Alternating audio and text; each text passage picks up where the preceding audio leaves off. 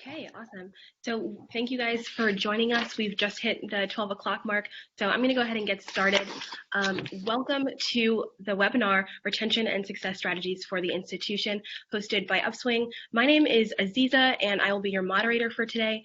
And I'm going to get started by going through our agenda real quick so you know what to expect, and then we'll dive right in. So first, we're going to go through some attendee information, do some quick introductions of our panelists who are here with us today, and then we'll get into the meat and potatoes of the moderated discussion. Then we'll leave some time at the end for audience Q&A, so if you have some questions, please do be thinking of those. We'd love to hear from you. Now, for our attendees, as you're joining in, please make sure you're muted and your video is off. You may not even have those permissions, it's possible, so you'll be really in that view-only mode. But we definitely still want to hear from you, so please do ask your questions in the chat. We would be going through those at the Q&A portion at the end, so we'll take those as they come. And then finally, we will be also sending out a recording of this webinar, so keep an eye out for that in the next couple days. And feel free to share it with any of your colleagues or review it again yourself. Now, just for anyone who has not actually seen the webinar topic, maybe a colleague referred you over here, or this is a group meeting for you, I just wanted to quickly go over our webinar topic again. So it's up here on the screen. We're going through the diverse barriers and needs of non-traditional students and how that's bringing new challenges to the familiar goals of retention, persistence, and graduation. Today, our panel is going to be discussing their experiences in proving impact and testing strategies that move the needle on key metrics, given those changing demographics. We'll also discuss how the efforts and initiatives within given departments can be aligned with your institution's KP, strategic plan, and any other institutional goals. So get excited. Okay, now for the first introduction, what exactly is Upswing? Upswing is an integrated student services platform. We work with over 70 colleges across the country, and we're really trying to hit the 3 R's of higher education, and that's reach, relate, and retain. And so in partnering with schools, this is kind of what our demographic of the average school looks like for us. So it's a really diverse group of students that we're aiming to serve here. A lot of low-income students, students who are working while in college, which often means that they're taking classes part-time. 43% of our students are African-American or Hispanic minorities. And we also serve a large bit of online and adult learners. So again, really diverse needs, and we're going to see how that can pair with the different goals and the different ways that we attack those goals as an institution. This real quick is also just an overview of the ecosystem of our platform. We have a kind of mindset here that instead of expecting our students to be college ready when they get to us, we want to help make your college student ready. And so we have a holistic student engagement platform. One of the big facets of that is 24/7 online tutoring and a virtual assistant called Anna. Our panelists today are going to talk about some of their experiences with Upswing, as well as some of the other things that they've been doing on their campuses.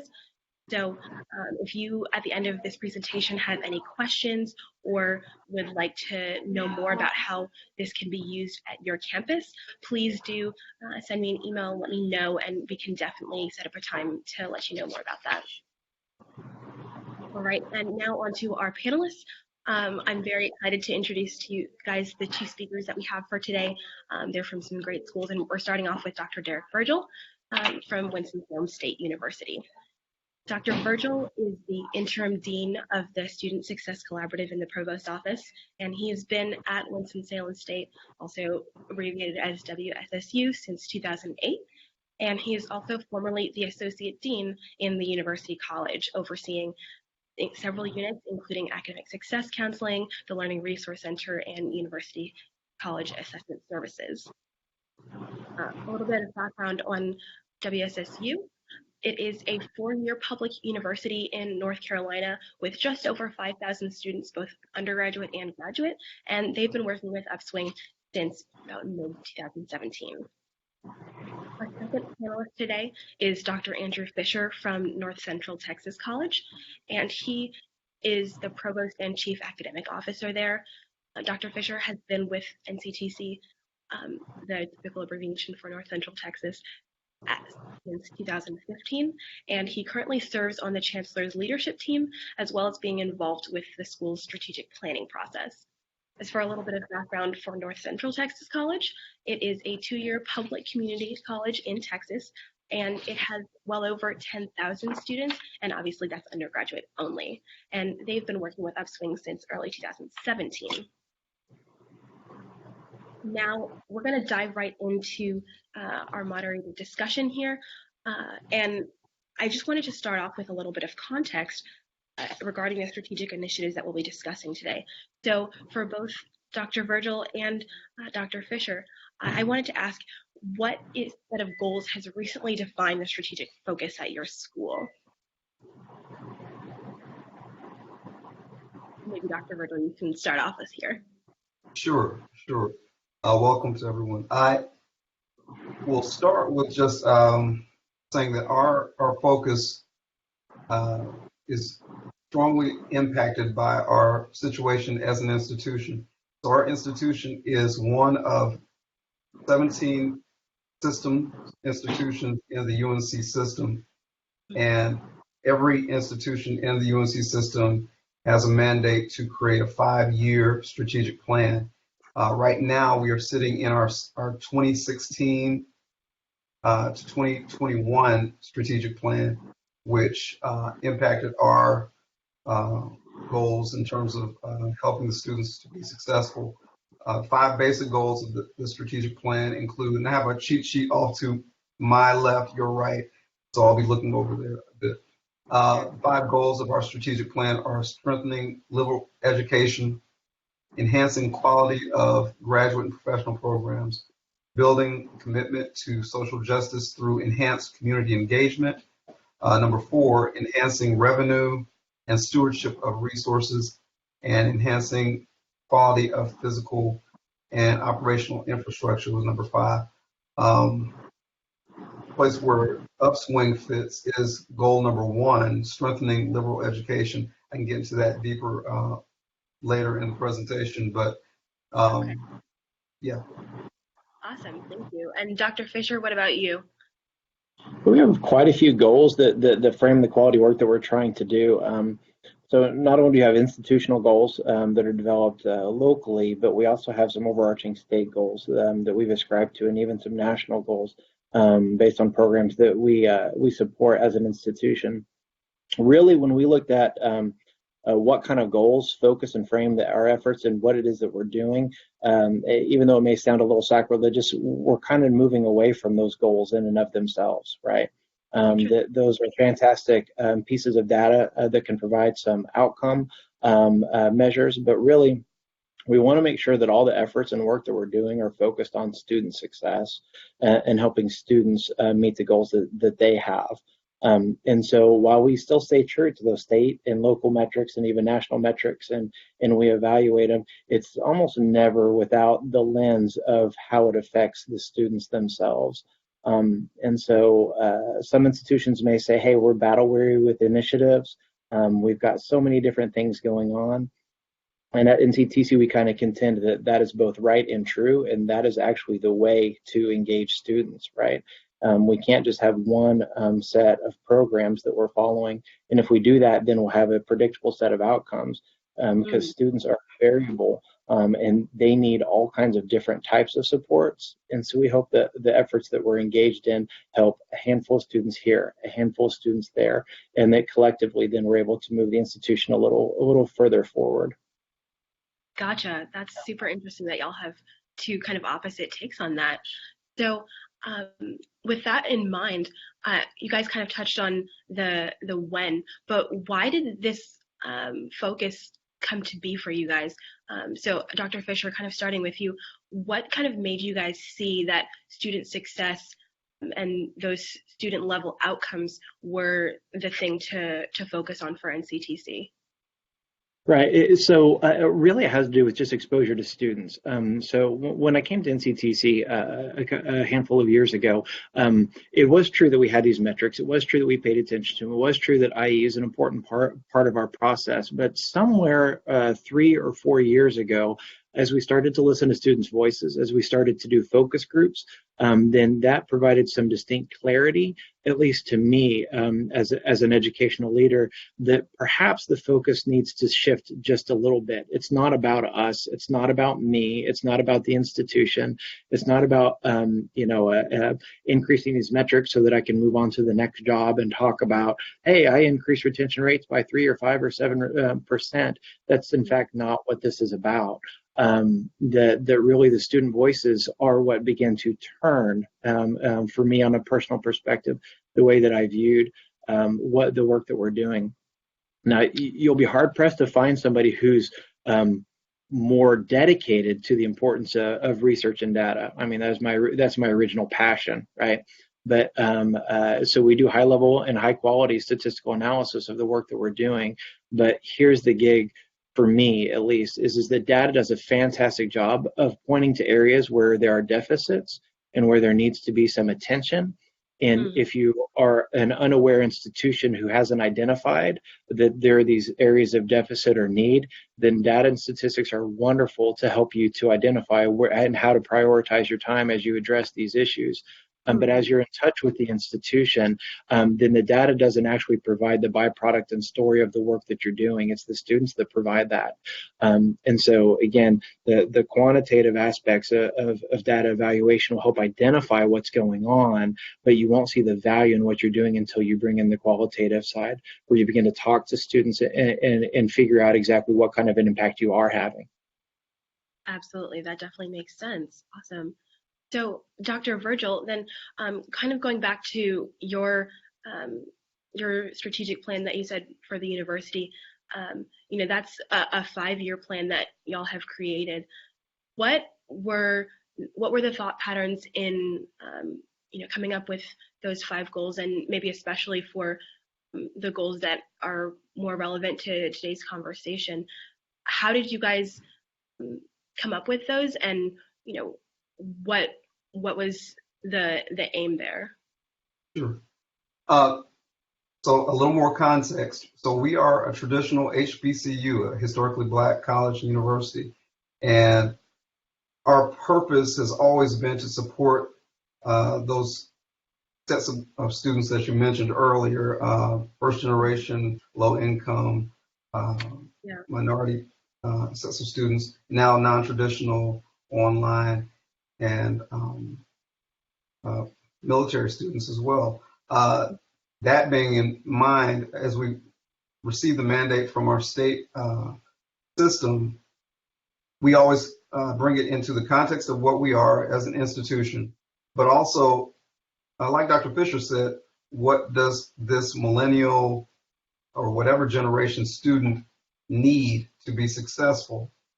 And in doing that, the objectives beneath the goals were, we were able to make those very focused in terms of getting the students what they needed in order to supply this new type of student with the supports they need to be successful. And that lends itself toward the persistence, toward the retention, toward the graduation rates. And ultimately, after graduation, we're looking at that as well. How can we make sure these students are not just graduating and then falling off of a cliff after they graduate, in terms of monetary, getting into loan situations that they can't handle. So all that was in thought as we were creating the objectives to these goals. One of the goals was that our academic supports be ubiquitous. So that means now these students are on cell phones. Now these students are hardly reading emails. We had to come up with solutions to get the student the support they needed.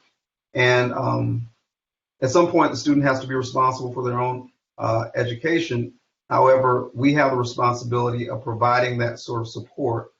So it was a combination of things, an amalgamation of things that helped us fashion some goals that actually help the student where they are. Absolutely, that definitely makes sense.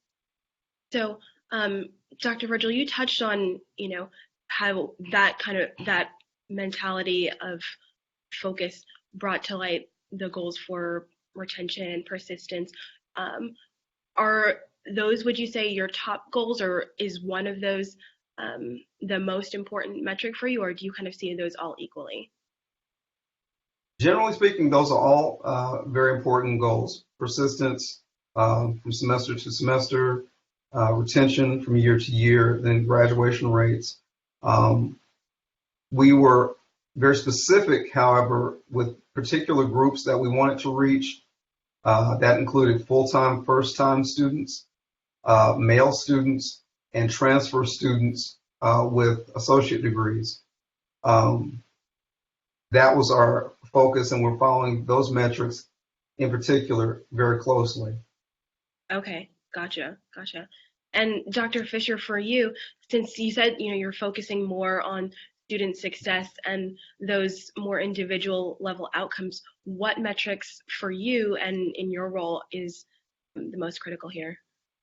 Sure. We spent all morning, even before this, going over some community college benchmark project data where we looked at where we compare and our success rates in various areas. So we pay attention to some key metrics. But for me, if there's one that I pay attention to more than any, that's going to be the withdrawal rate. Because while there may be some things that happen in students' lives that are going to prevent them from finishing a semester, we try as hard as we can to provide opportunities and resources to mitigate some of those pressures.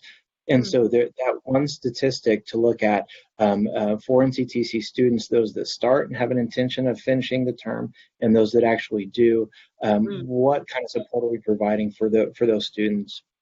And I pair that against our class level GPA. And so basically the outcome shows, I can talk, where we're at now. In the last 3 years, we've seen a dramatic drop in our withdrawal rates. So we were hovering somewhere around 13% pretty consistently. And now we're at 9 and pushing down down to 8, right? But all this, at the same time, the class level GPA has remained the same. Right. There's no statistical significance. So meaning that we're keeping our students longer, right? And they're all succeeding. So, or not, they're succeeding at the same rate. They're not all succeeding. But that lets us know that these are, as a result of some of the interventions and the things that we're trying to do to engage students, not only can we keep them, but these are students who, but without those pressures, would have completed anyway. Right, and would have been successful at high levels anyway. So that's very, very encouraging as an institution. We've seen some other key metrics make some fairly significant changes, right? But there's no report that I look forward to more than to looking at the withdrawal rate. We just we've moved into pretty heavy 8-week courses. I know we'll probably talk maybe a little about this later. We've moved pretty heavily into 8-week courses, and we have a campus that we have designated as essentially a standalone 8-week campus, right? And the first 8-week term, the data has come back. Apologies, but the data has come back and is showing that I can't figure out how to mute it, so you're just gonna have to listen to it ring. The data has come back, and that withdrawal rate for that first 8-week term is 5.6%, right? And so that is tremendous. And the success rate in those courses weren't our typical 71 to 72. They're actually 79%, right? And so these are huge things. But again, like I mentioned earlier, this data is important and meaningful to point out areas of concern. But in speaking with the students who are engaged in those 8-week courses, we are very, very encouraged that we're onto something here that can support some students. Absolutely. Okay, that definitely makes sense. So now I wanted to kind of dig into some specific examples. And Dr. Virgil, I'd love to start with you. Can you give us an example of an initiative that you've implemented that really has moved the needle for you guys in retention and persistence? And if you can, especially to those groups that you were alluding to before, for first semester students, for male students, what have you done recently that has really helped to improve your persistence and retention? Sure. So when we first unveiled the strategic plan, I knew part of my goal, and at this point I was associate dean in University College, and I was in charge of a program called, at the time it was just Athletic Study Hall. We changed the name to be the AEP, the Academic Enhancement Plan. We had not far after the strategic plan was unveiled, embarked on attempting to get our athletic teams in particular to a successful point in terms of their GPA. Okay. What has occurred is that the program has had phenomenal success. And of course, we can't pin all of the success on Upswing or any other technology in particular. However, there are a number of components that we understand that create retention. However, we know we can point back to some of these technologies helping the relationships that we've built. So the 3 Ps that I deal with in terms of trying to formulate a success plan. And with this AEP program, it was based on the people that were employed in the program and the students. The programming, which includes the setup of the program and the technology and the process. And that's the process of providing interventions for students after we discover there's a need for it. Okay. Because of the people that we employ and the heart that they have for the students, and we also we use this technology called EAB, grades first, and changed over. We were able to follow their study habits and provide ubiquitous tutoring services face-to-face, but also using Upswing. And they're not paying me, people. This is just how we actually utilize the service. And it was helpful because we could get the football team, for instance, on the bus. They could do group tutoring online 24/7, so that was helpful. And we were able to move the needle over a 2-year period. For instance, the football team was able to, between 2017 and 2018, those 2 academic years within that span of time, we were able to move the needle, the average GPA from 2.2 to 2.8. And again, there were multiple factors. That was the average GPA for that particular group. We saw similar moves with the cheerleaders and the women's volleyball team. Okay. So there was actual movement. A strong part of that was not only the technology. We have the technology to track their performance, but we also have the technology to support the students, and we had strong employee support.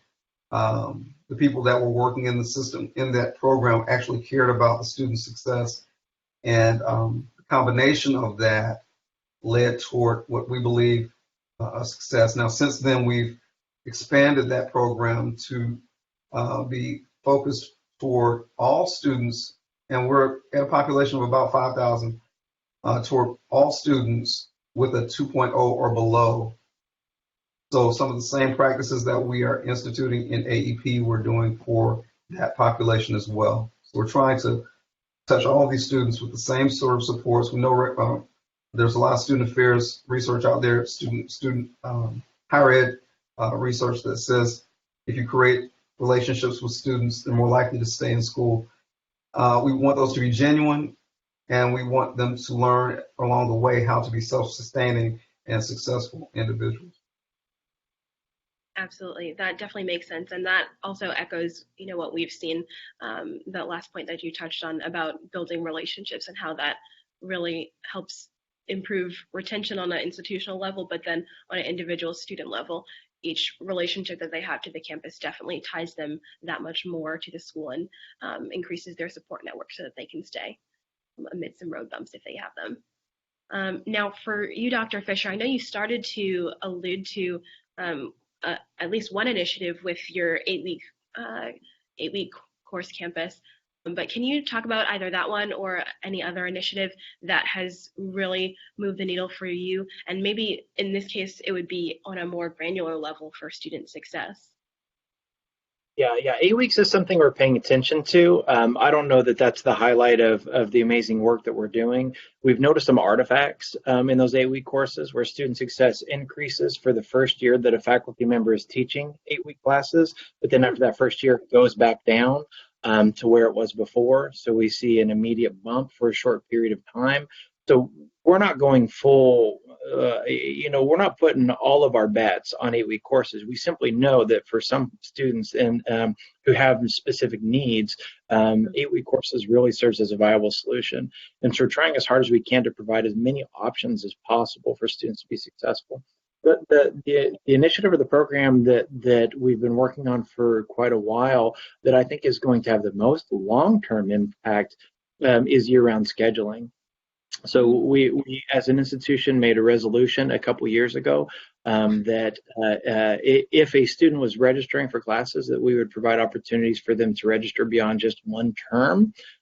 We felt like as an institution we were re-recruiting these students every single semester, and that was somewhat related to our retention rate and also our persistence rate being what it was, is that we didn't have the institutional capacity to recruit every single student every single term. And so we devised an idea where we would allow students to register for 3 semesters subsequent after when they come to the institution.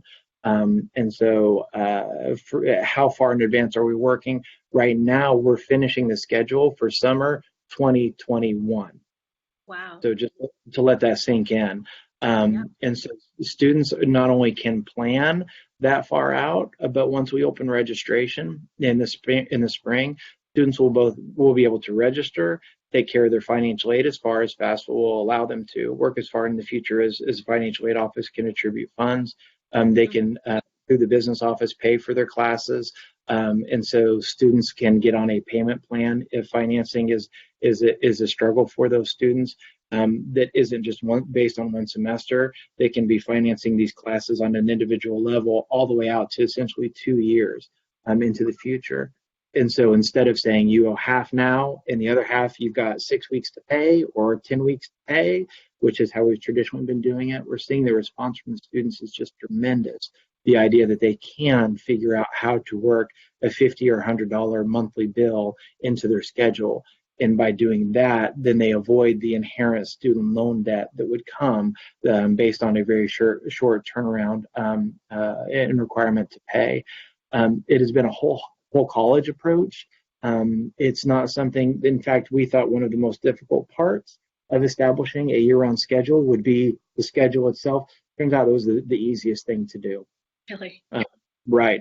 And faculty members are extremely excited about knowing well in advance what they're teaching so that they have different preps or they want to make changes in their curriculum. They have sufficient time to do so. Adjuncts are excited because they know at least a year out what they're teaching and they're guaranteed those classes. And so there's no question as to, I'm going to teach 2 here and I've got to go find 3 more somewhere else in order to pay my bills, right? So they know exactly what they're, but more than all those things, the student responses have been tremendous. We now fully recognize the importance and pressures that are on students and their schedules. We paid homage and lip service to this for quite a long time, but now we have demonstrated proof, and we are making the necessary arrangements so the student can essentially plant the flag on their time and say, I am a college student. I have to make arrangements for daycare, but I know that I'm going to be taking classes during this time. And it can be consistent, so I can work around it. Whereas every single semester, the students are having to redefine, okay, who's going to watch the kid now? Okay, when am I going to fit time in for work? And that continual change of structure provided a stress on students that we hadn't identified previously. So the students that have taken advantage of this opportunity to plan that far in advance, it exceeds my expectations. I thought we would see, I don't know, 100 students working forward towards that. But no, in fact, we're seeing the majority of our students wanting to make that commitment. So obviously our retention rates have increased, our persistence rates have increased, our advisors and counselors are spending less time going through the mechanics of registering students for classes and meeting, and now they're being responsive to early alerts, they're being responsive to individual one-on-one time with students because we freed them up from the constraints and demands on their time, which is sitting down with a student every single semester to register for them for classes. It has been absolutely transformational for this institution. Wow, that's super awesome, and really interesting to see how that kind of long-term view can have a kind of day-to-day effect on the student as well. So that's really cool. Wanted to pivot just a little bit and talk about how you guys are using Upswing. And I know this has kind of been alluded to a little bit.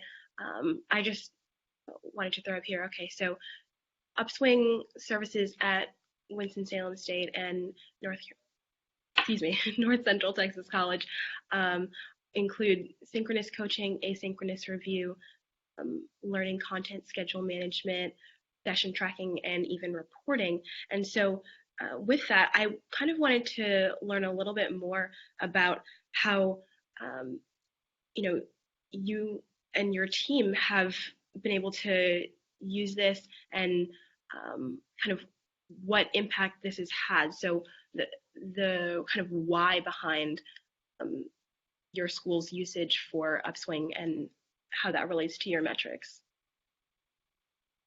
I can jump in on this one. So Upswing provided for us an opportunity to answer some questions that we weren't able to answer on our own. For instance, how do we touch students over distance and time, right? And we know that there's both support needs through tutoring, but also other needs as well. Students need to feel connected to faculty members and to the institution. And that's really hard when you've got students who are either doing hybrid classes or they're doing online classes, even dual credit students who don't have the same level of exposure at the to the institution. We know that we need to be high touch as an institution, and the more time we spend with our students, the better able we're to provide the support that they need.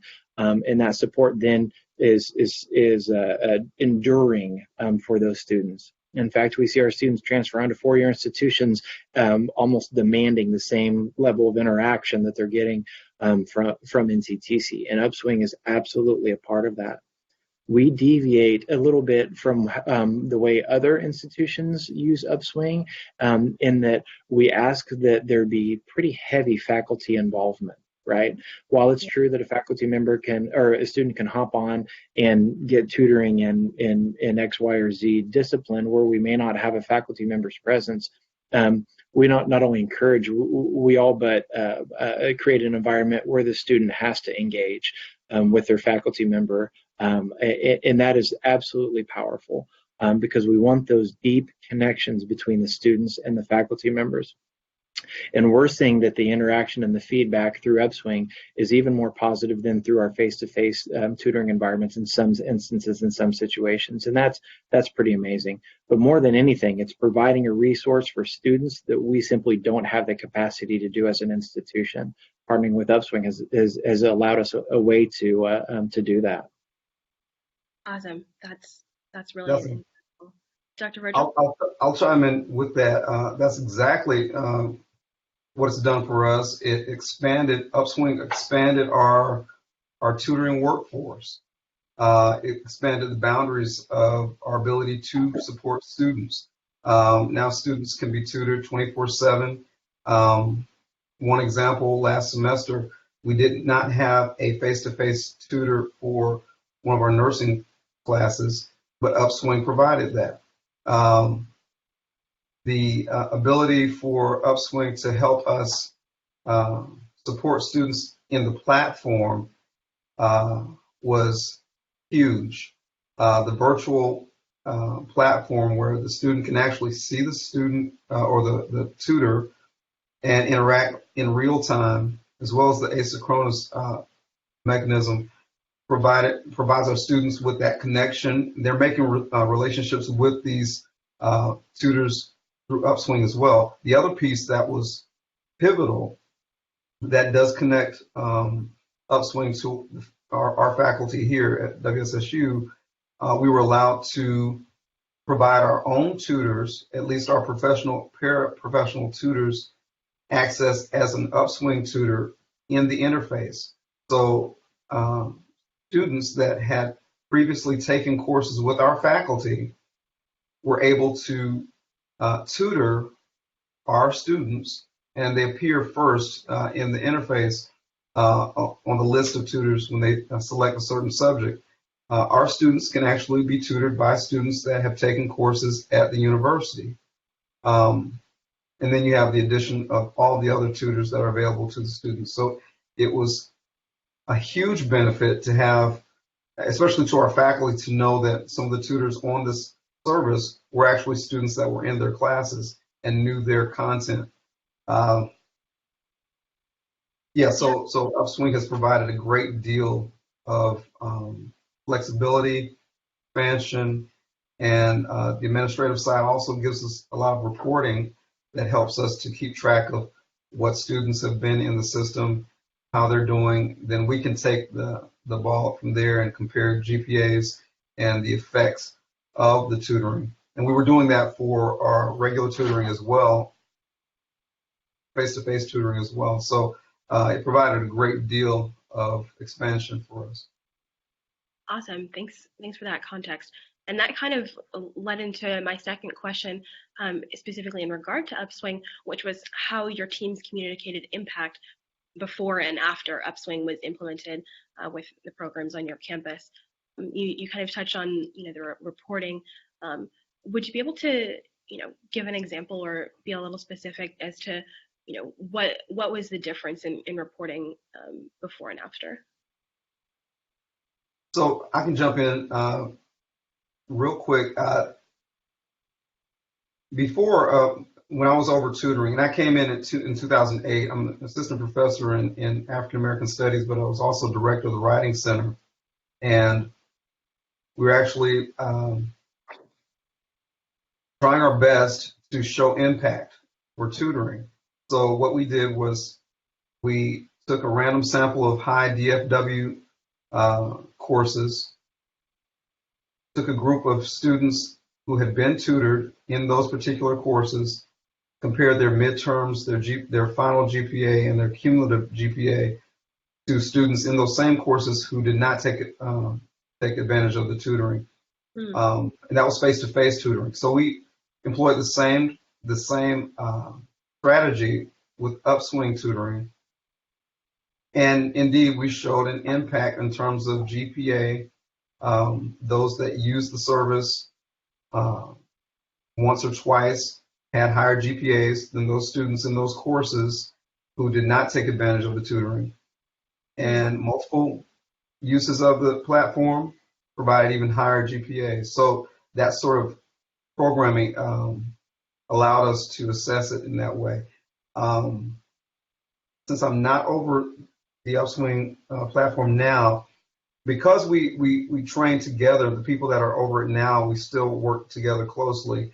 The same sort of programming and reporting has gone on. So we've been able to show impact. We've been able to show that the service is worth the money. It pays itself back in terms of retention and the students that stay in school having used the service. So we do have those metrics in place.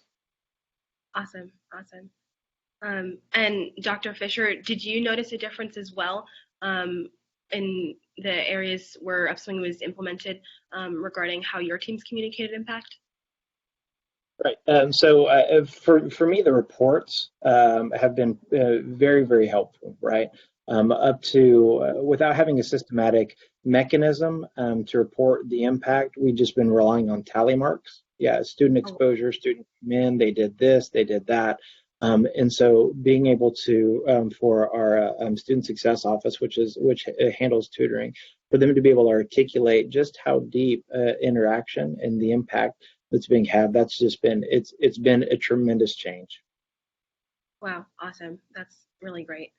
And finally, to kind of tie everything together, I wanted to quickly talk with you guys about the programs that have been at your campus for a long time, because obviously your institutions have been around for many years before your strategic plan came into place, before the focus on student success and withdrawal rates was so prevalent. And so I wanted to really know, for those programs that were already there existing, how do you really begin to turn them so that if whatever purposes they had before, they can now become more aligned with the goals that you have in those plans, and kind of how are you tracking success for those things that had different goals before? I can speak. I can kind of step in on this. We're in the middle of launching another fairly huge initiative that we don't need to take time to talk about, except for the fact that it will help our faculty members. This particular instance will help our faculty members to do the rest of the stuff they're being asked to do, right? And I think taking any initiative, any project, any plan, and instead of changing it from, instead of calling it a noun, here's the thing that we're doing, if we can turn them more into verbs, this is how we're going to do what we're going to do, then I think the reception is very much increased. And it's empowering to faculty members and to employees, whereas providing with the nouns is debilitating, right? This is just one more item that I have to carry. Well, it's not one more item you have to carry. We're going to support you to do the things that you need to do, and here's some solutions for that. I think if institutions can kind of keep that in mind, then yeah, again, you have your key metrics that you're going to look at, that you're going to be evaluated for, and those metrics are valuable and important. Nobody's saying that they're not, but this initiative will not lead to that, right? You as a person changing what you're doing, you as a person changing the way that you engage with students, you as a person increasing the proficiencies and the skill sets that you have in the classroom to support these students, like that will lead to the outcome. And the stuff that we're doing, these are verbs. These are things that we're doing. These aren't things that you're being asked to carry. These aren't burdens. Okay, gotcha. That makes sense. And that's definitely a helpful frame of mind to take, when you may have all of these other things that you're already working with, to kind of think of them as verbs as opposed to just entities that you have to deal with. That definitely makes sense. What about in your case, Dr. Virgil? How have you seen the existing things that you are working with and managing, realigning those to your new strategic plan? So along the very same lines, we have a new provost. He's been here. This is his second year, Dr. Anthony Graham, and one of his and our chancellor, Chancellor Elwood L. Robinson, their push is to change the culture or to affect the culture. So, and this aligns with my philosophy personally as well. Students respond to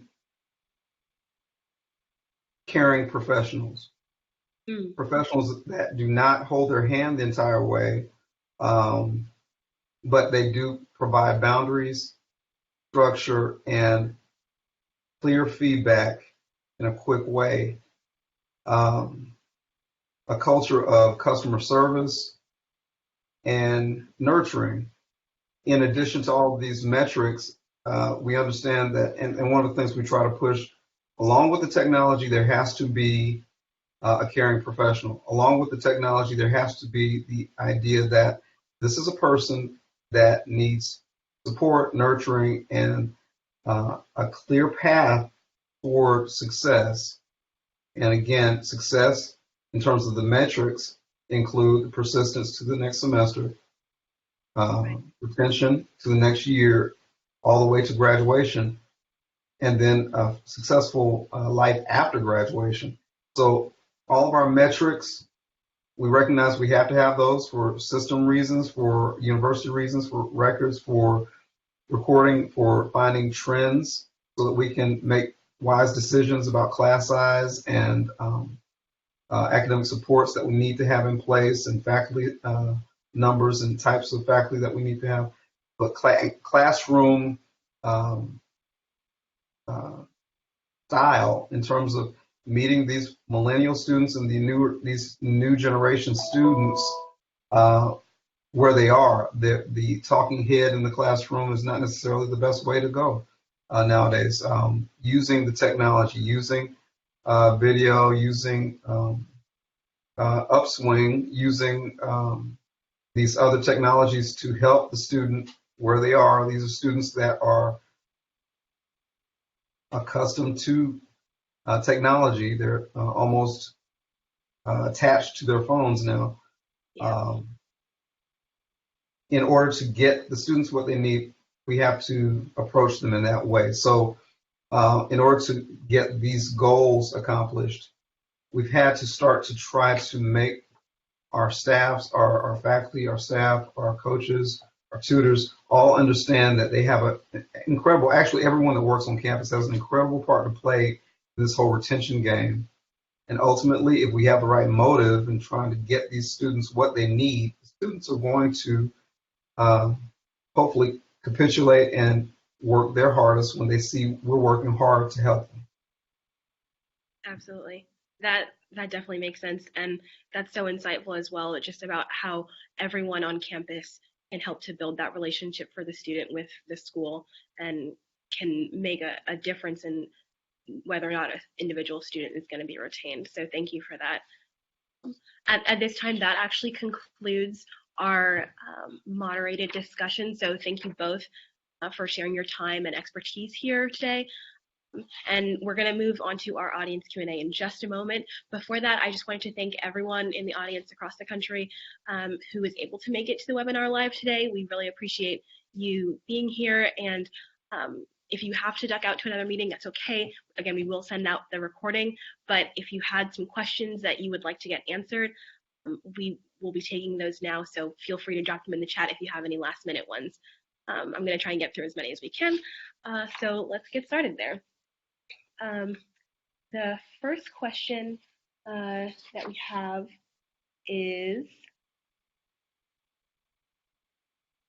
here. So in regards to your investment decisions, actually, how do you decide what programs and what technologies to invest in without having a proof of concept, if this is something that you've never done before? I can jump in on that first.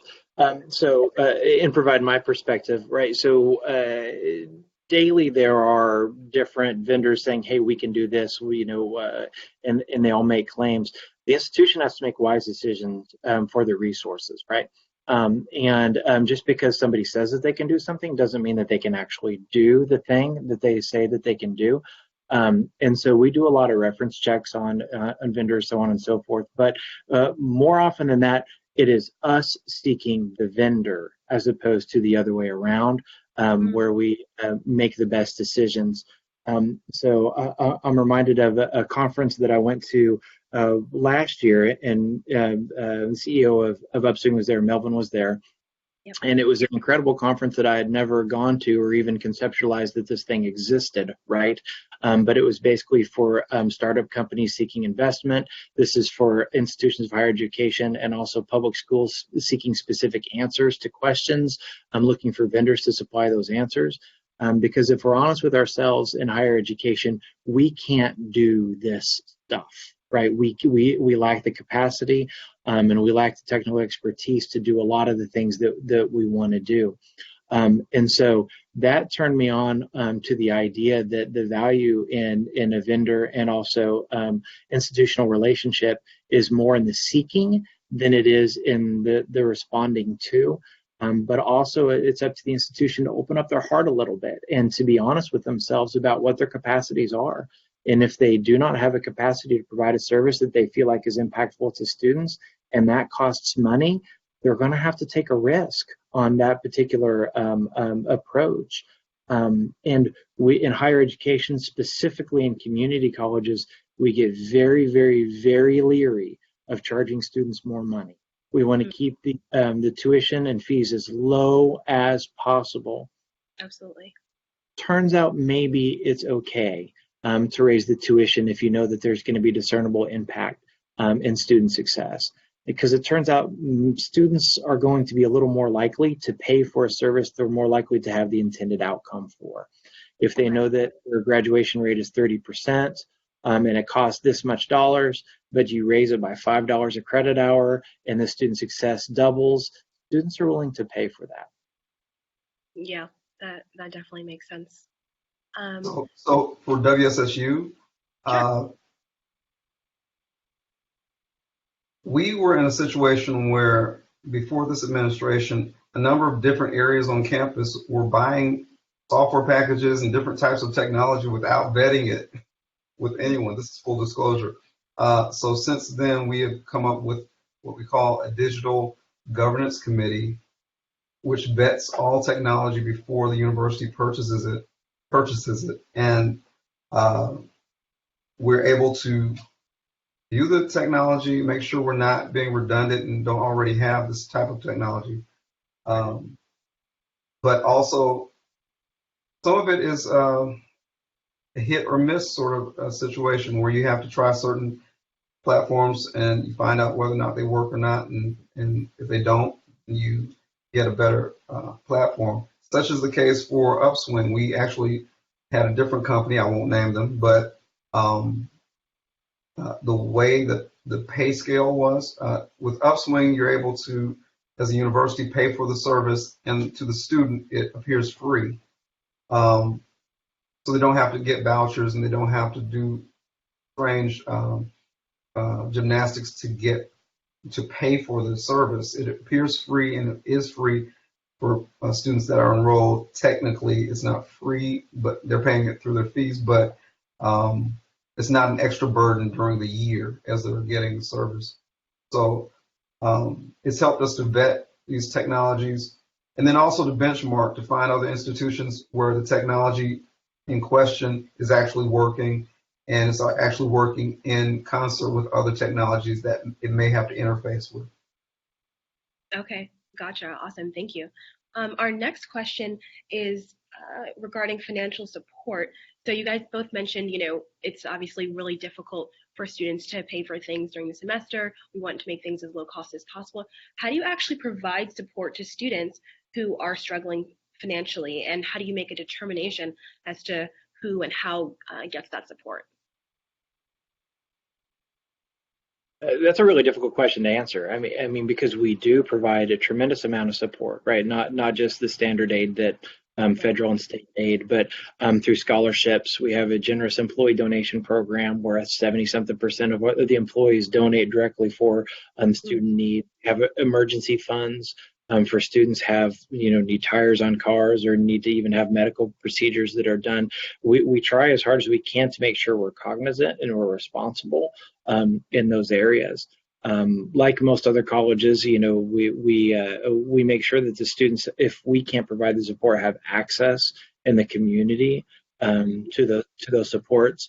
I look at the college students' experience now, and I compared it to when I went through at the same time, and I'm very comfortable with the progress that we've made, both as an institution and an industry, in being cognizant and being responsible and providing the resources that the students need who simply don't have those resources themselves. And I think we'll probably find the same at other institutions too, that this is something that everybody is working really, really hard to make sure that the students have the resources that they need to be successful. Absolutely. That definitely makes sense. Yeah, I can literally say ditto to that. Awesome. That's great. Yeah. A quick follow-up to that, you mentioned community and having the students, if you can't provide it directly, reach out to the community and have those avenues and resources there. How do you engage the community and, let them know of the impacts that you're making and be able to build those relationships for the students to take advantage of? Again, for NCTC, not very well. We don't articulate our story to the community very well. right? We can absolutely do a better job of helping them know the impact that we're having. Yes, they can look at the finances of it, and they can look at employability and so on and so forth. But I don't know how well we articulate our story to the community.